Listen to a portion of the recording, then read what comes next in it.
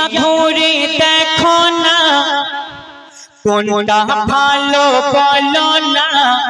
এই দুনিয়া ঘুরে দেখো না কোনটা ভালো বলো না ঘুরে ঘুরে দেখে আমি সব থেকে ভালো আমার মা ঘুরে ঘুরে দেখে আমি সব থেকে ভালো আমার মা মা গুলো সুখের আয়না মা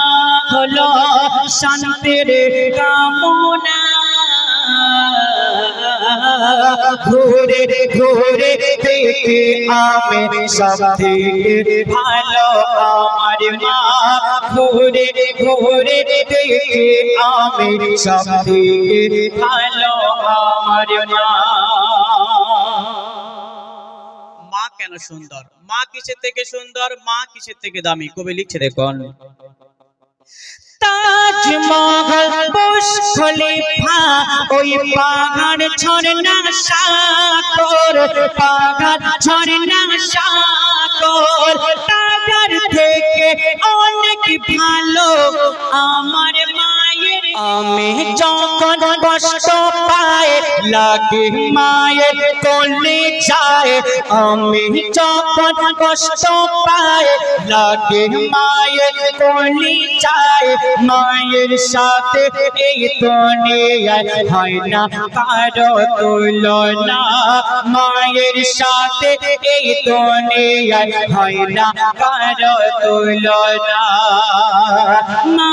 হলো সুখের আয়না মা হলো শান্তির কামনা ঘুরে ঘুরে দেখে আমি সব থেকে ভালো আমার মা ঘুরে ঘুরে দেখে আমি সব থেকে ভালো আমার মা একদিন মুসা নবী আল্লাহকে জিজ্ঞাসা করছে আল্লাহ পাক আমার সঙ্গে কে জান্নাতে যাবে আমাকে একটু বলো তখন মুসা নবীকে আল্লাহ বলছে মুসা তোমার সঙ্গে জান্নাতে যাবে ওই গ্রামের কসাই সোনারা কসাই কাদের বলা হয় যারা গোশ কাটে সুন্দর উত্তর দিচ্ছে যারা গোশ কাটে ওই কসাই তোমার সঙ্গে জান্নাতে যাবে মুসা নবী চিন্তায় পড়ে গেল কেন কি ঘটনা ঘটছে দেখুন একদিন খোদা মুসা নবীর দেখালো স্বপ্নেতে দেখালো স্বপ্নেতে এক কসাই যাবে ও মুসা তোমার সাথে জান্নাতে তোমার সাথে জান্নাতে মুসা নবী অবাক হয় করে তখন মুসা নবী অবাক হয় করে তখন খুঁজতে থাকে মুসা নবী ওই কসাইয়ের ঠিকানা খুঁজতে থাকে মুসা নবী ওই কসাইয়ের ঠিকানা ওই সময় মুসা নবী আল্লাহকে বলছে আল্লাহ পাক ওই কসাইয়ের বাড়ি ওই গ্রামে আমাকে একটু পৌঁছে দাও কেন ওই কসাই কি কাজ করে আমি একটু দেখবো কি আমল করে আমার সঙ্গে কেন জান্নাতে যাবে একটা ভালো মানুষ না গিয়ে হাফেজ মাওলানা ভালো মানুষ না গিয়ে কসাই আম মানুষ সাধারণ মানুষ কেন আমার সঙ্গে জান্নাতে যাবে কিন্তু আল্লাহর কথা শুনে মুসা নবী চলে গেল ওই গ্রামে গিয়ে দেখছে ওই কসাই কিছু গোশ নিয়ে বাড়ি চলে যাচ্ছে পিছু পিছু কসাইয়ের বাড়ি চলে গেল গিয়ে কসাইয়ের বাড়ি মেহমান হয়ে বসে গেল বলছে ভাবছে ওই কসাই কি কাজ করে আমি দেখব কিন্তু কসাই কি কাজ করে মায়ের ভালোবাসায় কি হবে লিখছে দেখুন মুসা নবী খুঁজে পেল ওই কসাইয়ের ঠিকানা ওই কসাইয়ের ঠিকানা মুসা নবী দেখতেই লাগে ওই কসাই করে কি কারখানা ওই কসাই করে কি আমল খানা তখন দেখতে পায় প্রতিদিন নিজের হাতে রান্না করে কসাই রান্না করে কসাই অসুস্থ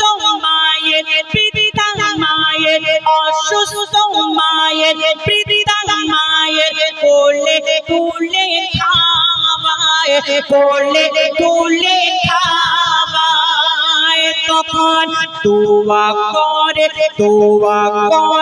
মা খেতে খেতে যাবি মুসা নবীর সাথে তুই জান্নাতে দোয়া করে মা খেতে খেতে যাবি মুসা নবীর সাথে তুই জান্নাতে মায়ের দোয়া সাথে সাথে কবুল করে রব্বানা মায়ের দোয়া সাথে সাথে কবুল করে রব্বানা। মুসা নবী চুপচাপ বসে বসে দেখছে ওই মাকে যখন কষায় গালে তুলে খাওয়ায় প্রত্যেকদিন একটা দোয়া বলে, সেই দোয়া সেদিনও বলছে। আর মুসা নবীর ওই কষাই মুসকে মুসকে হাসছে। কষাই যখন মুসকে মুসকে হাসছে তখন মুসা নবী বলছে, তোমার মা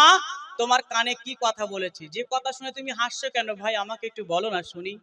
বলে আমার মাকে যখন প্রত্যেকদিন আমি খাওয়াতে যাই, আমার মা প্রত্যেকদিন একটা দোয়া বলে, একটা কথা বলে, সেই কথা আমার নসিবে, ওই দোয়া আমার নসিবে হয়তো হবে না, ওই জন্য আমি কষায় হাসতে থাকি। কি কথা বলে, আমি আমার মাকে যখন খাওয়াতে যাই, আমার বৃদ্ধা মা আমার প্রত্যেকদিন দোয়া করে আল্লাহর কাছে, আল্লাহ তুমি আমার এই সন্তানকে মুসা নবীর সঙ্গে জান্নাতে নিয়ে যাও। একটু সুবহানাল্লাহ বলবে না কেউ?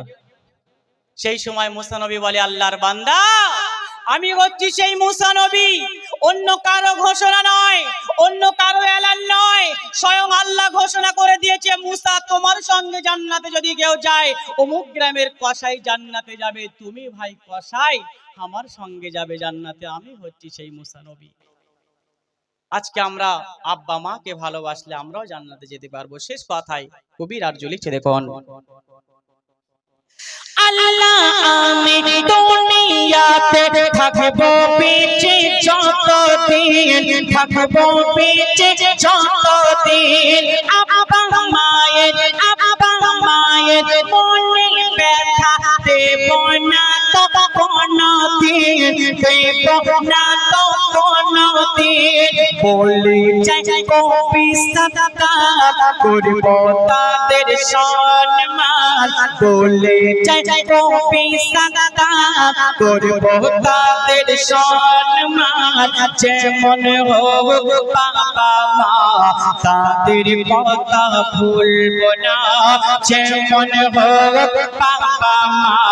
তাদের কথা ভুলব না। মা হলো সুখের আয়না, মা হলো শান্তির কামনা, ঘুরে ঘুরে দেখে আমি সব থেকে ভালো আমার মা, ঘুরে ঘুরে দেখে সব থেকে ভালো সোনার মা। নবী যখন মিরাজে রাতে, নবী যখন মিরাজে রাতে রোজাকে দেখতে যায়, নবী যখন মিরাজে রাতে রোজাকে দেখতে যায়, দেখে বেশি বেশি নারী জাতি জ্বলেছে সেথায়, দেখে বেশি বেশি নারী জাতি জ্বলেছে সেথায়, ফিরে এসে নবী আমার দেব ভাষায়, ফিরে এসে নবী আমাকে দেব ভাষায়, মা ফাতেমা নবীর কাছে কারণ জানতে চায়, মা ফাতেমা নবীর কাছে কারণ জানতে চায়। আল্লাহ রাসূল মিরাজ রাত থেকে ফিরে এসে কান্নাকাটি করছে। ফাতেমা জিজ্ঞাসা করছে, আব্বাজান তুমি কেন কাঁদছো, কি হয়েছে? সেই সময় আমার রাসূল তিনি কি বলছে, আর মেয়েরা কেমন ভাবে চলে আমার মায়েরা, লিখছে দেখুন, দেয় না যারা মাথায় কাপড় রাখবে মাথা খোলে, তো সাথে ঝুলবে তারা আপন চুলে ঝোলে, তো সাথে ঝুলবে তারা আপন চুলে ঝোলে, জীবনের ঝুলবে তারা যারা কটু কথা বলে, তো খেতে চলবে তারা যারা স্বামীকে গালি করে, তো খেতে চলবে তারা যারা স্বামীকে গালি করে, যারা হিংসা করে বিপদ করে, যারা হিংসা করে বিপদ করে, উপকার করে ফোঁটা দেয়, যারা হিংসা করে বিপদ করে, উপকার করে ফোঁটা দেয়, সেসব নারী চলবে ওই জাহান্নামায়, সেসব নারী চলবে ওই জাহান্নামায়।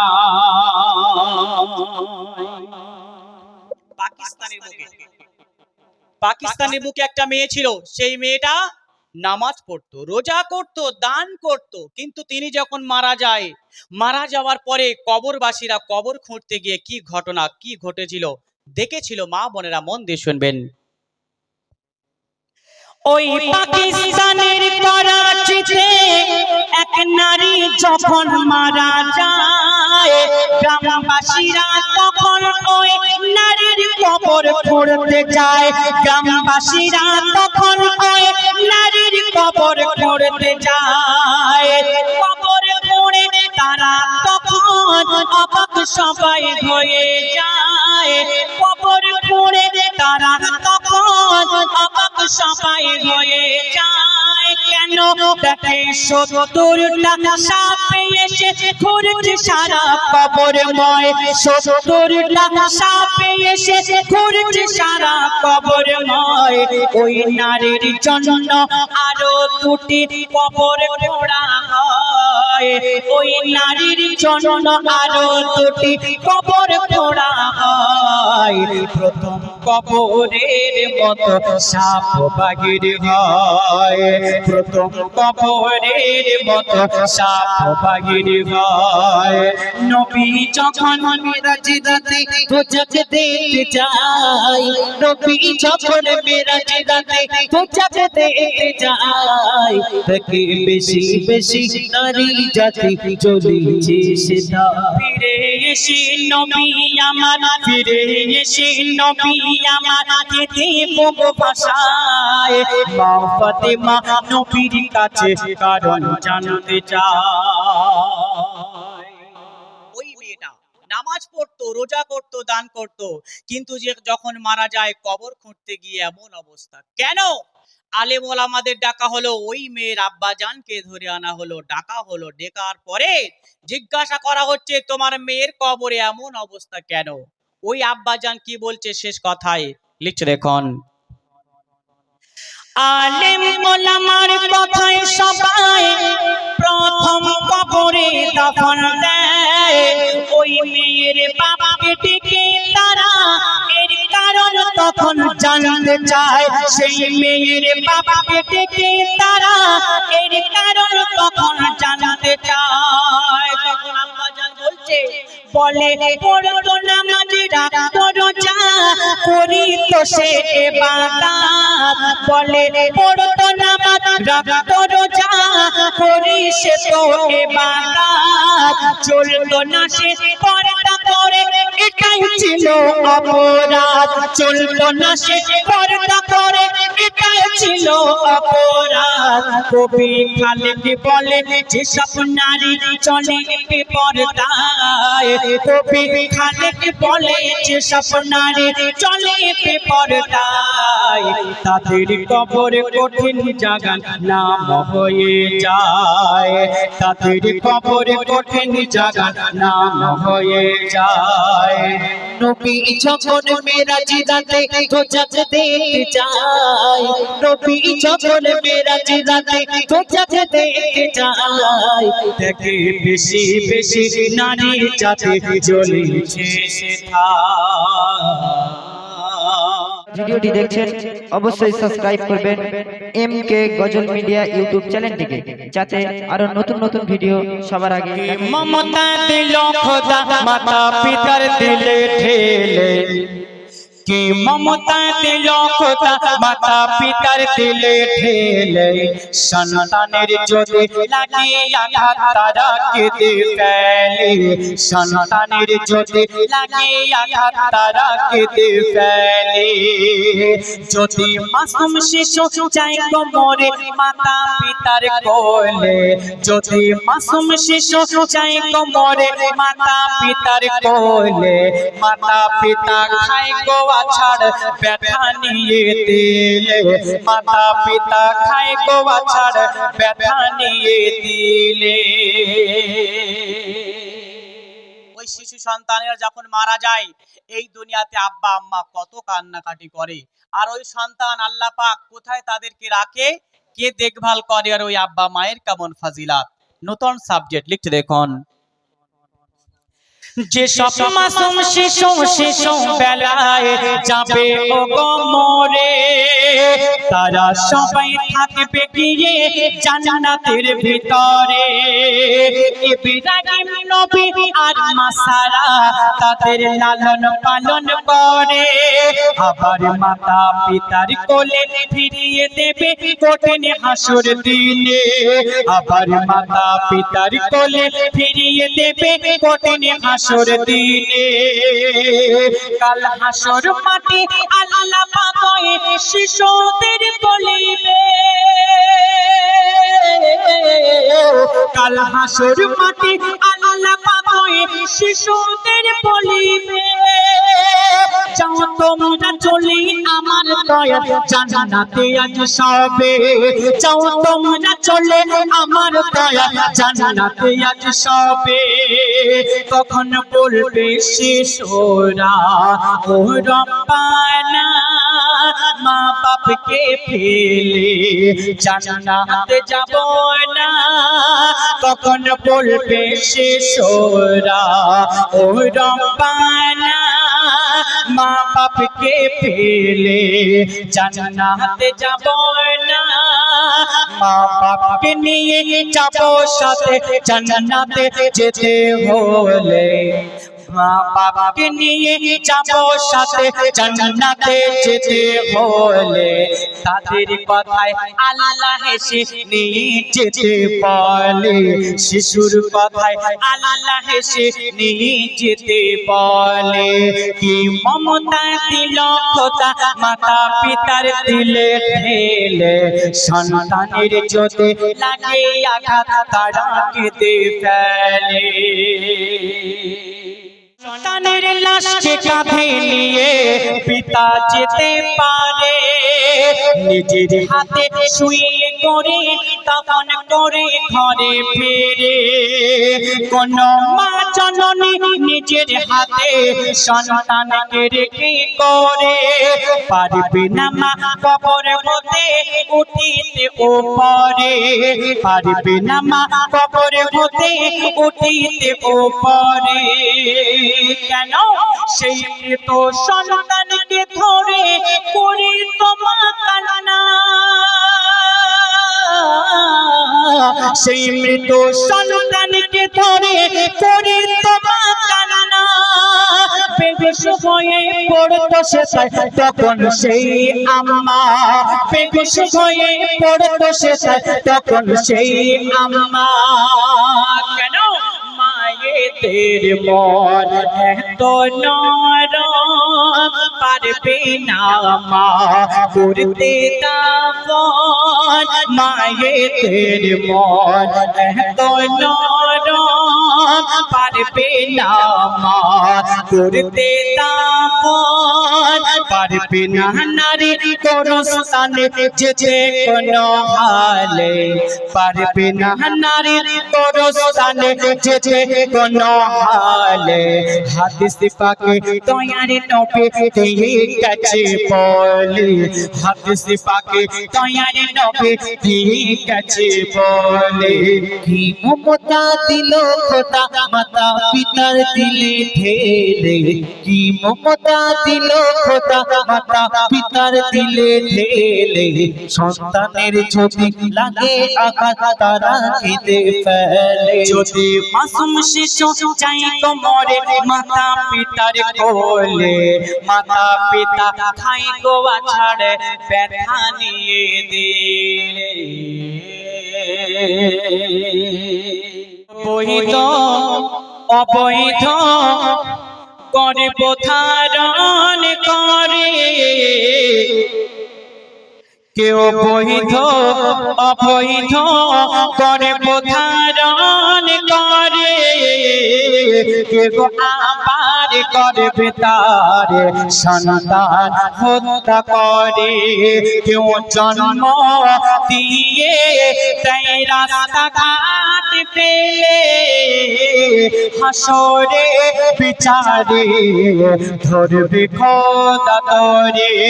হাসরে বিচারে ধরবে খোদা তোরে কেউ বৈধ অবৈধ গর্ভ ধারণ করে কেউ আবার গর্ভে তার সন্তান হত্যা করে। আজকে দুনিয়াতে আমরা এমন কাজ কেন করি? 4টে মেয়ে হয়েছে আবার গর্ভে এসেছে, সেটাকে নষ্ট করতে হবে, নষ্ট করে দিচ্ছে আজকের কারণে। মন দিয়ে শুনবেন, ওই শিশু বাচ্চারা কি দোষ করেছিল, তারা কি বলছে লিখছে দেখুন। ওরা সব গহনা মাসুম শিশু করেনি অপরাধ করেনি তো কিছু যে জন্ম নেবে খোদারে দুনিয়ায় তার রিজিক জোগাবে মোর আল্লাহ দয়াময়। তবে কোন সে কারণে আসতে তাওনি ভুবনে তুমি পারবি না দিতে জান, তবে নিচ্ছ কেন কেড়ে এর জবাব নেবে তোর আখেরের বিচারে এর জবাব নেবে তোর আখেরের বিচারে কি জবাব দেবে গো বলো খোদা তারে কি জবাব দেবে গো বলো খোদা তারে কেউ বৈধ অবৈধ গর্ভ ধারণ করে কেউ আবার গর্ভে তার সন্তান হত্যা করে কেউ আবার গর্ভে তার সন্তান হত্যা করে। হাসরের মাঠেতে মোর আল্লাহ দয়াময় ওই গর্ভের শিশুদের করিবে জীবন দান। তারা সেদিন বলবে আল্লাহ দয়াময় আমরা চেয়েছিলাম আসিতে দুনিয়ায়, তবে মোদের বাপ আর মা মিলে দুজনায় মোদের বাপ আর মা মিলে দুজনায় এই দুনিয়ার মুখ তারা দেখিতে দিল না। আজ জ্বালাতে যদি হয় দোজাখের ভিতরে আজ জ্বালাতে যদি হয় দোজাখের ভিতরে তাও তো জাখে ফেলে মোরা পা মায়ের তাও তো জাখে ফেলে মোরা পা মায়ের কেউ অবৈধ অবৈধ গরিব ধারণ করে কেহ আবার গর্বে তার সন্তান হত্যা করে কেউ জন্ম দিয়ে তাই রাস্তা ঘাট পেলে হাসরে বিচারে ধরবে খোদা তোরে হাসরে বিচারে ধরবে